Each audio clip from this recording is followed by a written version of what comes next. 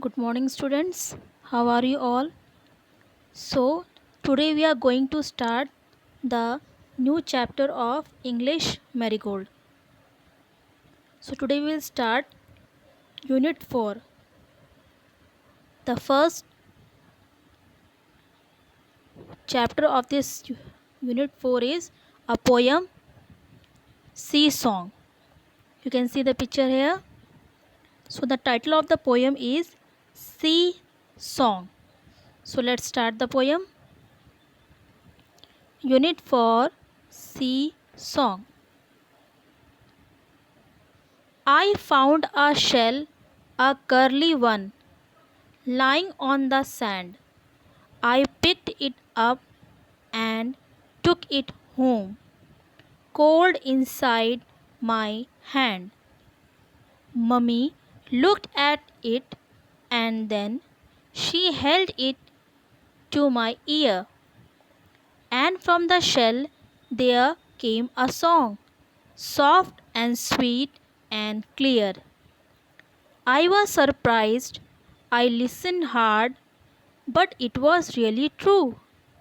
I wish you had find a nice big cell and hear it singing too.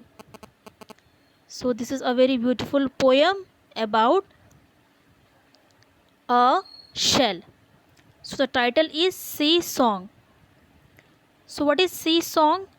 Sea means समुद्र, song means गाना.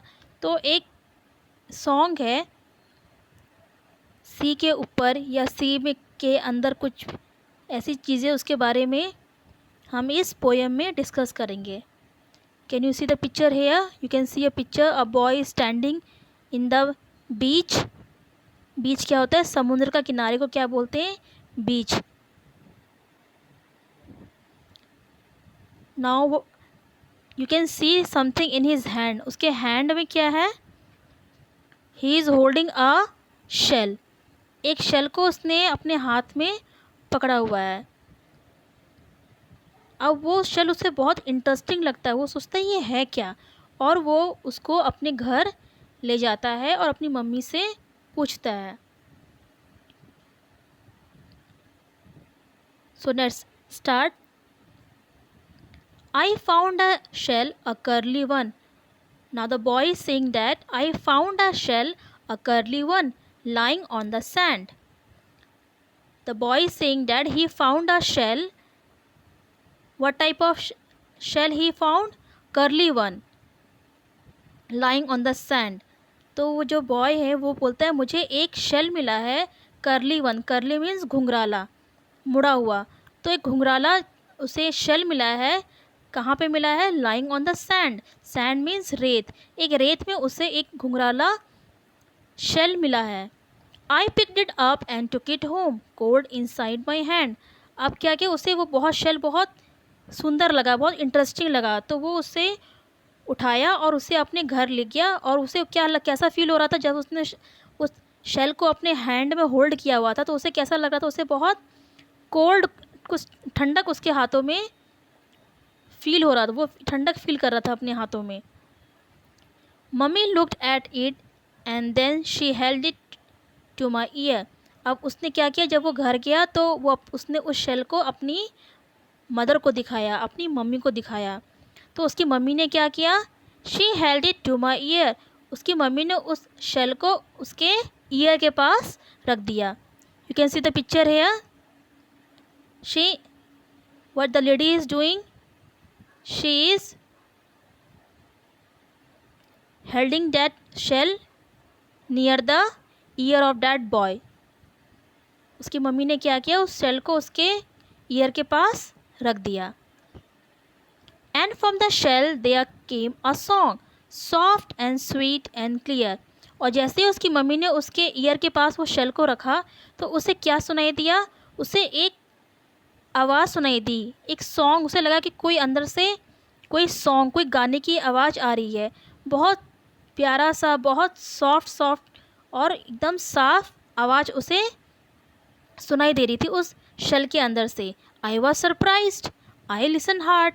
अब वो क्या हुआ? जब उसने वो आवाज़ को सुना, उस सॉन्ग को सुना, तो वो बहुत सरप्राइज हो गया, चकित रह गया वो।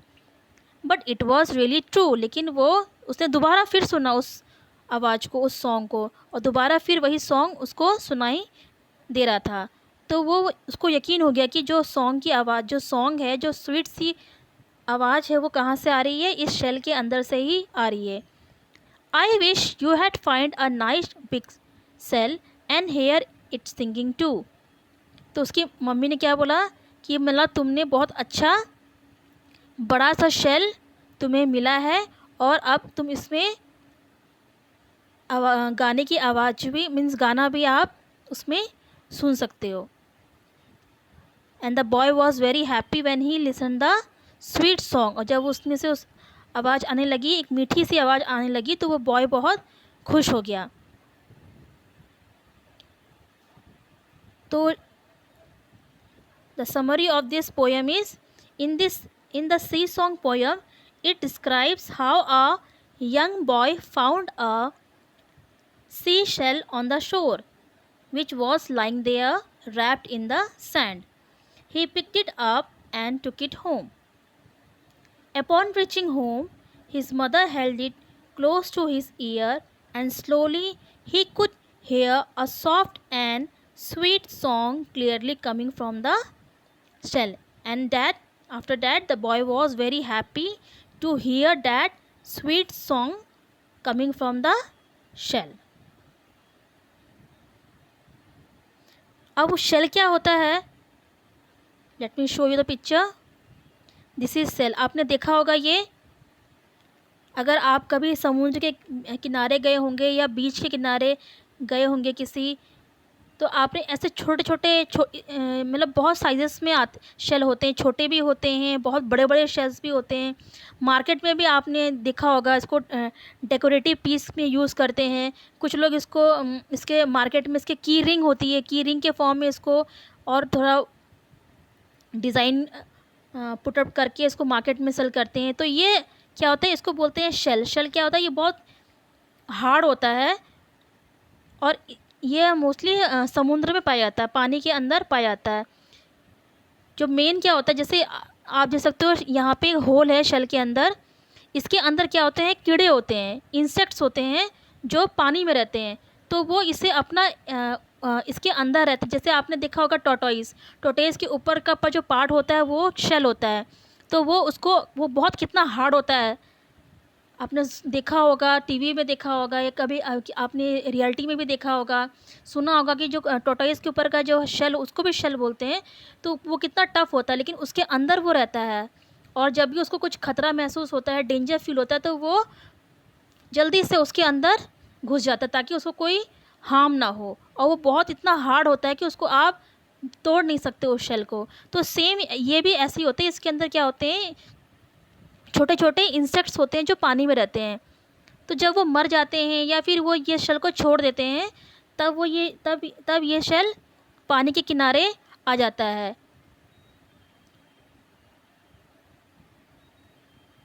अब आपको समझ में आया कि शेल क्या होता है। These are shells. So today I have read the poem and describe the poem. Now what you have to do, you have to learn this poem and you have to write the new words in your English marigold notebook. New words यहाँ पे दिए हुए हैं, वो आपको अपने notebook में लिखना है। So let's read the words. First is shell, held, surprised, curly, clear. So you have to write the new words in your fair notebook. So tomorrow we will discuss the next part of this poem. Till then, take care. Bye.